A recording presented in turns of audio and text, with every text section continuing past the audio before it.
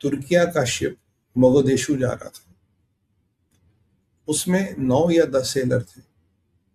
6 भारतीय मूल के सेलर थे, एक यमन का था, एक तुर्किया का था, एक कहीं और का था। अब इसमें बड़ी विचित्र तरीके से इस शिप का किडनैप सा हो जाता है, शिप को टेक ओवर कर लेते हैं और इसमें से सेलर्स मिसिंग है। हमारे 6 भारतीय मूल के सेलर कहीं ना कहीं इस शिप में फंसे पड़े हैं और उनका अपहरण हो गया। अब लगने को जहां ये शिप का कांड हुआ है, लगता है सोमाली पायरेट्स, पर आजकल पता नहीं सोमाली पायरेट्स है नहीं, कुछ भी हो सकता है, क्योंकि इस शिप के साथ एक गार्ड भी चल रहा था। अब सवाल है कि ये तुर्किया का शिप था, ये फ्लैग किसी और का हो सकता है, पर तुर्किया से ये सामान मोगोदेशु ले रहा था और मोगोदेशु में सामान को डिलीवर करना। तो इस शिप की जो को लेके जो घटनाक्रम हमें समझ आ रहा, बड़ा कंफ्यूजिंग है। कोई एक बोट आई, फिर उसने कुछ डिलीवर किया, फिर उसमें कुछ लोग थे वो मारे गए, फिर कुछ और बोट्स आई, उन्होंने शिप को बोर्ड कर लिया, शिप को टेक ओवर कर लिया, सेलर्स मिसिंग है। तुर्किया का नाम सुनते हुए ऐसे आधी टेंशन तो वही हो जाती है। मोगोदेशु जा रहा था, अब क्या क्या लेके जा रहा था, क्या करने जा रहा था? मोगोदेशु जा रहा था ये हथियार लेके, जी हाँ, वेपन्स लेके। तुर्किया से सुमित भाई मोगोदेशु वेपन्स क्यों जा रहे थे? सर, मोगोदेशु इसलिए वेपन्स जा रहे थे, वहां तुर्की की मिलिट्री की कोई एलिजेड एक्सरसाइज थी और उसके लिए वो एक प्राइवेट शिप में वेपन्स भेज रहा था और एक गार्ड भेज रहा था साथ में, और उन वेपन्स को कोई आके कन्वीनियंटली उस शिप को हाईजैक कर लेता है, सेलर्स मिसिंग है और शिप को टेक ओवर कर लेता है, और उस शिप में वेपन्स। शिप तुर्किया का है, 11 मोगोदेशु और 6 लोग उसमें इंडियन। मुझे कुछ चीजें समझ नहीं आ रही, because everything doesn't make sense. सबसे पहले अगर तुर्किया को मोगोदेशु एक्सरसाइज करने के लिए जाना है, इज इट नोटिफाइड समवेयर? मुझे तो पता नहीं भाई, मुझे कहीं मिला नहीं। और अगर आपको एक्सरसाइज करने जाना तो आप हथियार भेजोगे अपने, तो you will send in a naval ship, why should you send in a transport ship? तीसरी बात, जो फ्लैगिंग है वो भी तुर्किया की नहीं है, तो आप एक अनजाने थर्ड कंट्री के शिप में फ्लैग करके अपने हथियार क्यों भेजोगे? चौथी चीज, तुर्किया की नेवी वो हथियार कैरी करे। चलो तुर्किया का फ्लैग शिप हो, तुर्किया की कार्गो कंपनी का कर। छठी चीज, you should have appropriate security with it. अगर आप इतने महंगे हथियार और इतने हथियार भेज रहे हो, तो एक सुरक्षा भी उसके साथ होनी चाहिए। You know the reason is dangerous, it is treacherous. तो ना आपकी सुरक्षा है ना कुछ है, और आपका अधिकतर शिप का क्रू तुर्किया का होना चाहिए। यहाँ तो 80-70% क्रू भारतीय। तो हो क्या रहा है? और इसी शिप पे पहले एक अटैक होता, पहले एक लोग आते, कुछ डिलीवर कर जाते, वो लोग मारे जाते, फिर उस शिप पे फिर कोई लोग आकर उसको टेक ओवर कर लेते हैं, लोगों को बंदी बना लेते हैं, और तुर्किया की तरफ से कोई खबर ही नहीं आ रही कि भाई क्या हुआ, क्या नहीं हुआ, किसने लिया, क्या नहीं लिया। और अभी भारत से भी कुछ विशेष टिप्पणी नहीं आई है, but again the things are not making sense because it's your territory, your ship, your military, your exercise and your destination। और उसमें where do this all come in? जो हमारे भारतीय मूल के भाई बेचारे, वो तो नौकरी कर रहे थे, उन्हें क्या पता शिप में क्या भरा, उन्हें क्या पता शिप के मालिक की किससे क्या सेटिंग है, उन्हें क्या पता कौन सा क्या ट्रांसपोर्ट होता है। देखिए, मुझे दाल में कुछ काला लग रहा है, क्योंकि तुर्किया की शायद साइलेंस है, तुर्किया बोल नहीं रहा। अगर शिप को हाईजैक भी कर लिया तो कहाँ जाएगा शिप? उड़ के थोड़ी ना जाता।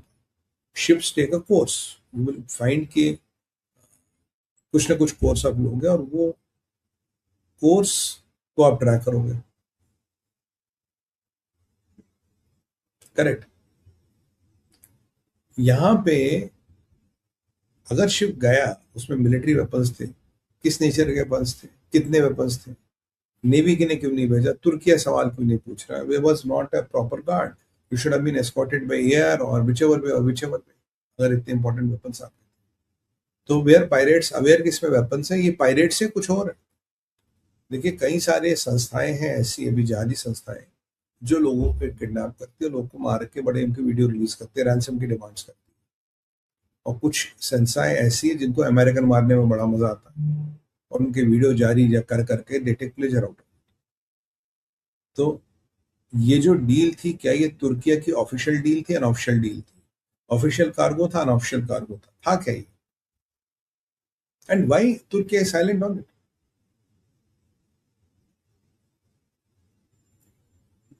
सर, मुझे कोई भी चीज इसमें तर्क वाली समझ नहीं आती। I think something is wrong, something is being hidden from us, और हमारे भारतीय मूल के लोग बेचारे इसमें फंसते जा रहे हैं। खैर, हकीकत सामने आएगी, पता लगेगा क्या हुआ, but things don't add up, things do not add. और फॉर्चुनेटली प्रॉब्लम ये है कि अभी हर शिप में अधिकतर लोग भारतीय मूल के जो शिपों में काम करते हैं, नौकरी करते हैं बेचारी। तो तुर्किया, हथियार, Mogadishu, pirates, no navy, everything is fishy around this. I hope it's a pirates only. I hope they release our people. I hope they don't have any other demands, and I hope we don't get to see those atrocious videos. मेरी प्रभु से यही कामना रहेगी। बाकी हमारी नजर इस पर बनी रहेगी, बस नथिंग एट्स अप। और तुर्किया के होते ही ट्रस्ट तो खत्म हो गया ना पहले। देखते हैं साहब क्या हो रहा है। आई somehow not able to convince myself जो ये बता रहे वो ठीक है। देखते, तो चलते हैं अब हमारे दूसरे विषय पे। जो दूसरा विषय है वो इससे भी बड़ा विषय इसलिए इंटरेस्टिंग है कि तुर्किया का नाम आ, अब तुर्किया का नाम आ रहा और तैयब अर्दोगन का नाम ना। आज एक बड़ी इंपॉर्टेंट डेवलपमेंट मैंने ट्रैक की। हमारे भारत में ग्रीस में एम्बेसी है, ग्रीस में जो एम्बेसडर साहब है वो आज मिले हैं इसराइल की एम्बेसडर जो आई है ग्रीस में, उनसे। नेतन्याहू साहब ने कुछ दिन पहले कहा कि भारत हमारा बहुत बड़ा सपोर्ट है, बहुत बड़ा सपोर्ट है। हफ्ते में 2 हफ्तों में 2 बार मोदी जी से बात हुई, ठीक है। तैयब अर्दोगन के फन फैलते जा रहे हैं, और तैयब अर्दोगन के जब फन फैलते जा रहे हैं और वो अपना एजेंडा चला रहा है, अमेरिका ने भी खैर उसको जवाब तो दिया ही है, या पाकिस्तान से उसकी बढ़ती नजदीकियां कारण बन रही, और ग्रीस के मिलिट्री चीफ इसराइल आते हैं और जनरल जमीर से मिलते हैं पहली बार।